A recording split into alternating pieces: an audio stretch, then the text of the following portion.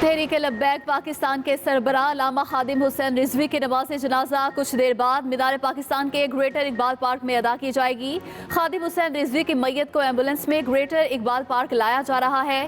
Greater Iqbal park میں security کے سخت انتظامات، لوگوں کی بڑی تعداد نماز جنازہ میں شرکت کے لیے مینار پاکستان پہنچ گئی۔ شرکاء کو واک تھرو گیٹ سے گزارا جا رہا ہے۔ مختلف علاقوں سے تحریک لبیک کے کارکنوں کی آمد کا سلسلہ بھی جاری۔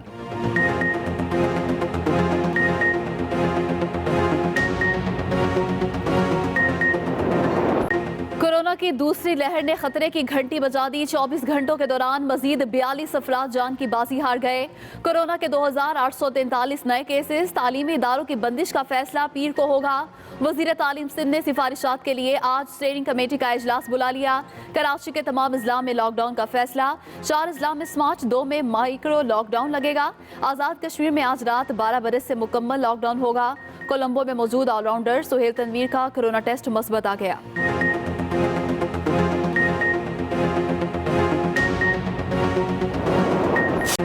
پی ڈی ایم پشاور میں جلسہ کر پائے گی یا نہیں، نیا تنازع کھڑا ہو گیا۔ پشاور انتظامیہ کا اجازت دینے سے انکار، متحدہ اپوزیشن ڈٹ گئی، ہر حال میں جلسے کا اعلان۔ ڈی سی پشاور کے مطابق بڑے عوامی اجتماع سے کورونا کے پھیلاؤ کا خدشہ ہے، جلسے کی اجازت نہیں دی جا سکتی۔ شاہد خاقان عباسی کہتے ہیں جلسہ مقررہ تاریخ، مقررہ وقت اور مقررہ مقام پر ہی ہوگا۔ سلیکٹڈ حکومت کی کوئی سازش کامیاب نہیں ہونے دیں گے۔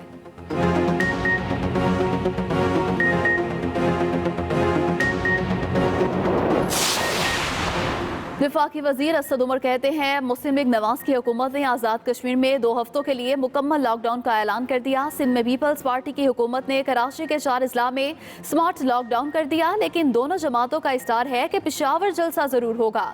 دوغلے پن کی اس سے واضح مثال نہیں مل سکتی۔ مزید کہا پشاور عمران خان کا شہر ہے، اپوزیشن جلسہ کر کے عوام کی صحت اور روزگار خطرے میں ڈالنے کے علاوہ بھارتی سازشوں کے خلاف چین پاکستان کے ساتھ کھڑا ہو گیا۔ چینی دفتر خارجہ کے ترجمان کا بڑا اعلان، بولے پاکستانی ڈوزیر میں سی پیک کے خلاف بھارتی سازشوں کے تمام ثبوت موجود ہیں۔ D G I S P R سی پیک کے خلاف بھارتی سازشیں بے نقاب کر چکے۔ 2 ٹوک اعلان کیا کہ سی پیک کو سبوتاژ کرنے کی تمام کوششیں اور حربے ناکام ہوں گے، ایسی کوششیں کرنے والوں کو مایوسی ہوگی۔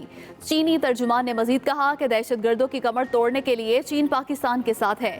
دہشت گردی کے خلاف عالمی جنگ میں پاکستان کی مثبت کوششوں کا بھی اعتراف۔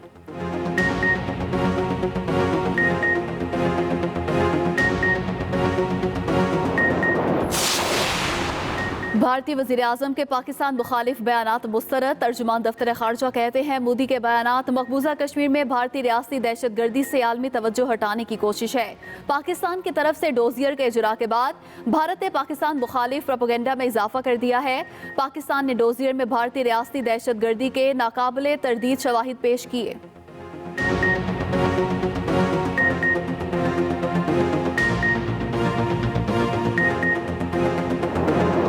وزیر اعظم عمران خان کا معاشی صورتحال پر اطمینان کا اظہار۔ معیشت کے حوالے سے اجلاس میں کہا معیشت کی بہتری کے ثمرات عام آدمی تک جلد از جلد پہنچنے چاہیے۔ پاکستانی معیشت خطے میں سب سے زیادہ تیزی سے ابھر رہی ہے، جس کا سہرا معاشی ٹیم کی مربوط حکمت عملی کو جاتا ہے۔ قومی رابطہ کمیٹی برائے ہاؤسنگ، تعمیرات اور ڈیولپمنٹ کے اجلاس کی بھی صدارت کی۔ بولے راوی سٹی منصوبہ آبادی کے دباؤ کو کم کرے گا۔ وزیر اعظم کا نیشنل یوتھ کونسل قائم کرنے کا بھی فیصلہ۔ اسد عمر کے مطابق ملک سے 50 بہترین نوجوانوں کا انتخاب کیا جائے گا۔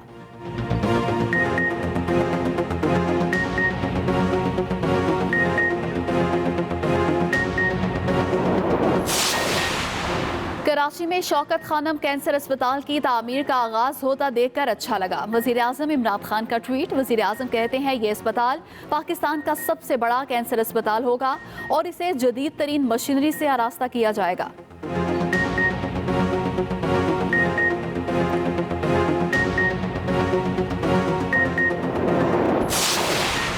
مستقبل میں نیا لاہور آباد ہونے جا رہا ہے۔ راوی سٹی اہم منصوبہ ہے۔ لاہور اور گرد و نواح کی قسمت بدلے گا۔ صوبائی موب نے خصوصی فردوس عاشق خوان کی میڈیا بریفنگ۔ کہا منصوبے میں 18 لاکھ رہائشی یونٹس بنائے جا رہے ہیں، 12 لاکھ افراد کو روزگار ملے گا۔ حکومتی اقدامات سے تعمیراتی شعبے میں بہتری آئی۔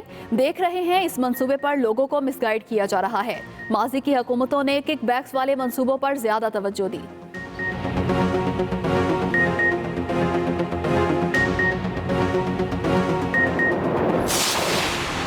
हमेशा कहा अफगानिस्तान में अमन सिर्फ सियासी मुज़ाकरात से मुमकिन है, कोई अस्करी हल नहीं। वज़ीर आज़म इमरान खान कहते हैं दौरा काबुल अमन के हवाले से पाकिस्तान के अज़्म की जानिब एक और कदम था। अफगानों के बाद अमन से सबसे ज़्यादा फ़ायदा हमारा होगा, बाहमी रवाबित और तजारत बहाल होगी, खुशहाली दोनों मुल्कों में आएगी।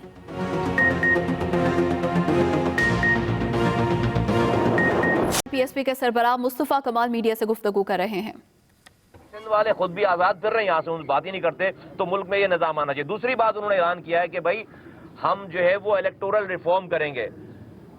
अल्लाह का शुक्र है कि इलेक्टोरल रिफॉर्म की पाक से ज़मीन पार्टी मुस्तफ़ा कमाल ये बात पिछले 3 सालों से करते चले आ रहे हैं कि अगर जो सियासी पार्टियां ये कहती हैं कि हमारा इलेक्शन चुरा लिया जाए, रिफॉर्म की पाक से ज़मीन पार्टी मुस्तफ़ा कमाल ये बात पिछले 3 सालों से करते चले आ रहे हैं कि अगर जो सियासी पार्टियां ये कहती हैं कि हमारा इलेक्शन चुरा लिया जाता है, तो भाई अब मौका आ गया, इलेक्टोरल रिफॉर्म करो, ऐसा इलेक्टोरल रिफॉर्म कर लो कि कल को कोई इलेक्शन चुरा ना सके। लेकिन अगर आप नहीं करेंगे तो मैं ये समझूंगा कि आप भी बैकडोर चैनल से किसी को अगला इलेक्शन चोरी करने की आप दावत दे रहे हो, बैकडोर चैनल से। और जब आपके हक में चोरी नहीं होगी, आप नहीं जीतोगे, तो फिर शोर मचाओगे कि इलेक्शन चुरा लिया गया। तो पाकिस्तान के लोगों का इलेक्शन पे एतमाद बहाल कराने के लिए ऐसा इलेक्टोरल रिफॉर्म करो कि कोई बड़े से बड़ा चोर भी इसको चोरी ना कर सके। और इसमें अगर ये नहीं करेंगे, किसी और का कसूर नहीं होगा, इन सियासतदानों का कसूर होगा। तो वो ऑपोजिशन में भी बैठे हुए और वो हुकूमत में भी बैठे हुए।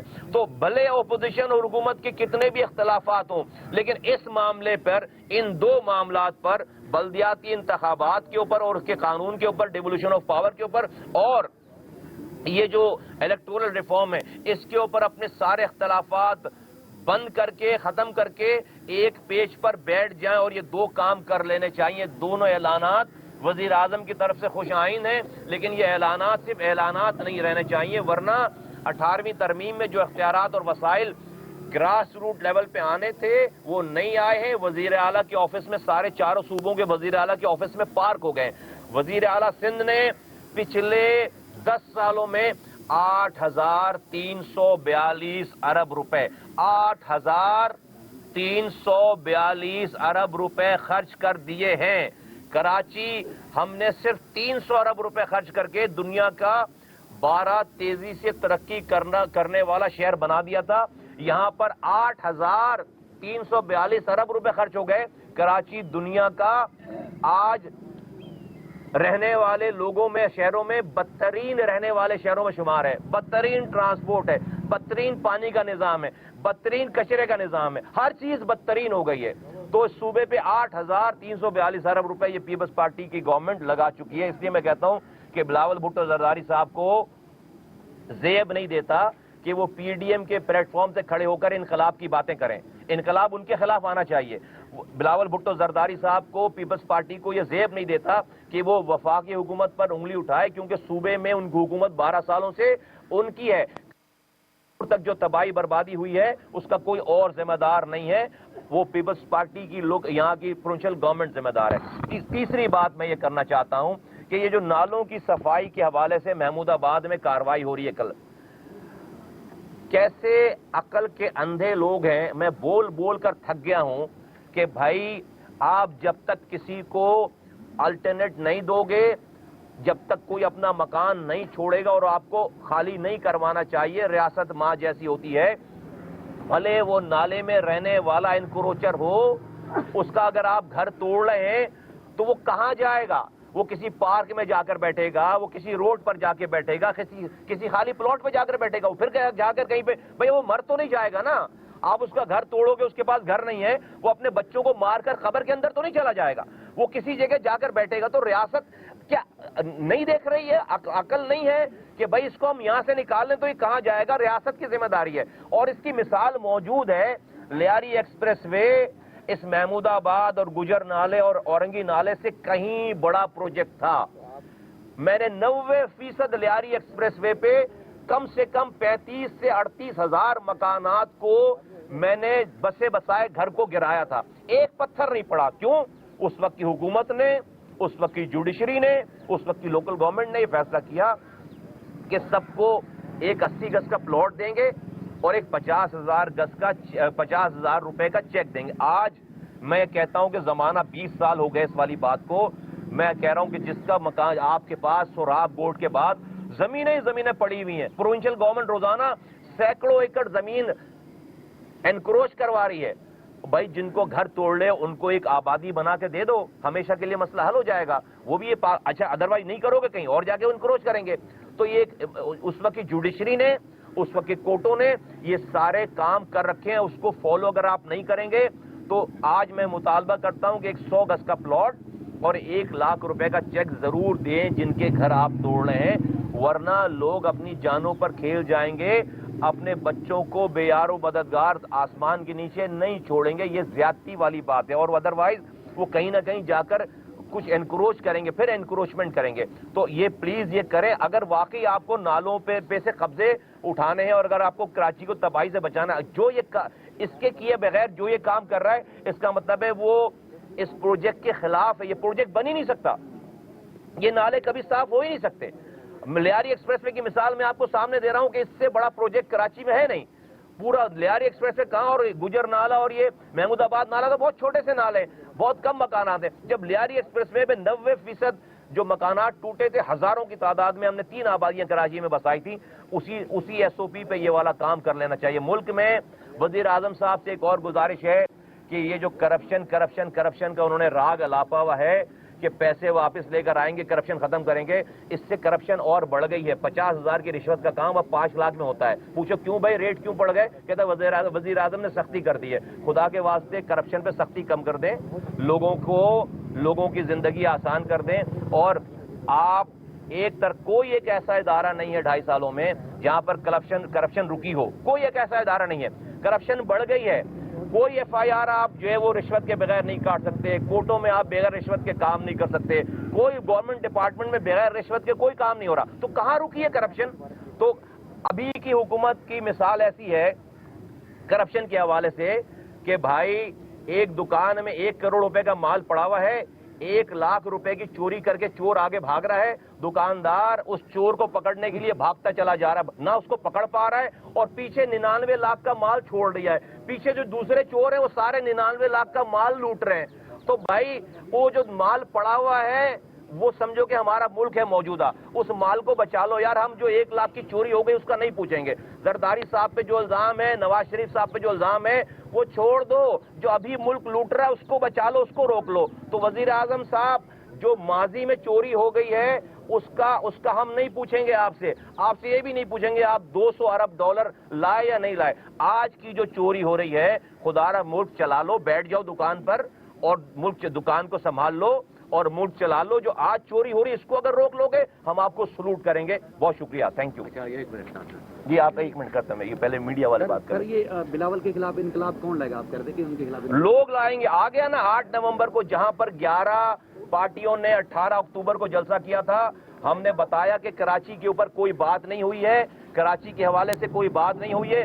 کراچی کی آج سے 2 مہینے پہلے کی خبر یہ تھی کہ نالوں کا پانی گھروں میں آ گیا, 64 لوگ ہلاک ہو گئے, آرمی چیف آ گئے, وزیر اعظم پاکستان آ گئے, این ڈی اے میں آ گئے. اتنی تباہی ہو گئی تھی کہ نیشنل ڈیزاسٹر مینجمنٹ اتھارٹی آ گئی یہاں پر. چیف جسٹس نے عدالت لگا کر اسپیشل میئر کو اور وزیر اعلیٰ کو بلا کر ان کی سرزنش کی. اس 2 مہینے کے بعد 11 پارٹیز جلسہ کر رہی ہیں کراچی کے گراؤنڈ میں. وہ پارٹی جلسہ کر رہی ہے جو کراچی سے لے کر کشمور تک حکمران ہے, اور ایک لفظ کراچی کے بارے میں نہیں کہا. اس کا جواب دیا کراچی والوں نے 8 نومبر کو. بتایا ہے کہ کراچی کا مسئلہ کیا ہے اور یہ مسئلہ پیدا کس نے کیا ہے, اور ہم نے یہ بھی بتایا کراچی کے لوگوں نے کہ یہ مسئلہ حل کیسے ہوگا. تو انقلاب 8 نومبر کو انقلاب کی شروعات ہو گئی ہے. انشاءاللہ تعالی یہ انقلاب اب رکے گا نہیں. صاحب آپ نے کہا کہ 2.5 سال سے جمہوری کو ہے ملک میں. ہم نے دیکھی جو آپ جس کو لولی لنگڑی لوکل گورنمنٹ کہہ رہی ہیں, 4 سال میں کراچی میں ہمیں کوئی جمعدار نظر نہیں آیا, ہمیں کوئی سویپر نظر نہیں آیا. لیکن یہ 3-4 مہینے سے اب شہر میں اکا دکا جگہ پہ صفائی بھی ہو رہی ہے, سویپر بھی نظر آ رہے ہیں. تو پھر یہ لولی لنگڑی لوکل گورنمنٹ سے تو یہ بہتر ہے. نہیں, ایکسیڈنٹ جب ہو جاتے ہیں, اگر کہیں ایکسیڈنٹ ہو تو آپ گاڑی چلانا نہیں چھوڑ دیتے, آپ جو اپنی ڈرائیونگ کو ٹھیک کرتے ہیں. ایکسیڈنٹ ہو جائے تو گاڑی چلانا نہیں چھوڑتے شہر میں. ایکسیڈنٹ تھا یہ جو 4 سال سے جو ایکسیڈنٹ تھا اس کو صحیح کریں نا, گاڑی صحیح چلائیں. تو بالکل اس کی اکاؤنٹ بھائی اگر وہ ابھی میں پوچھتا ہوں آپ بقول آپ کے کہ بھائی وہ جو کچھ کرپشن ہوئی 125,000 روپے خرچ کیے, اس میئر کو پکڑو نا بھائی, آپ اس میئر کو گرفتار کرو نا, اس کو نیب میں کیس چلاؤ نا. کیوں کہ اس کی پارٹی ابھی گورنمنٹ میں ہے. تو زرداری کی کرپشن نظر آ رہی ہے, نواز شریف کی کرپشن نظر آ رہی ہے, میئر کی کرپشن نظر نہیں آ رہی. تو میٹھا میٹھا ہپ کڑوا کڑوا, تو یہیں پر پھر لوگوں کے دنوں میں سوالات جنم لے لیتے ہیں کہ بھائی آپ سلیکٹڈ اکاؤنٹیبلٹی کر رہے ہیں. تو آپ کی بات بالکل ٹھیک ہے, وہ صحیح نہیں چلی ساری چیزیں, لیکن اس کی وجہ سے آپ یہ کہیں سے جواب نہیں ہے کہ آپ الیکٹڈ سسٹم ہٹا دیں اور جو ایڈمنسٹریٹر لے آئیں. یہ تو پھر جو ابھی آپ کو نظر آ رہا ہوگا 2-4 مہینے میں, پھر جو تباہی بربادی پھیریں گے وہ پھر اس کا کوئی پوچھنے والا نہیں ہوگا.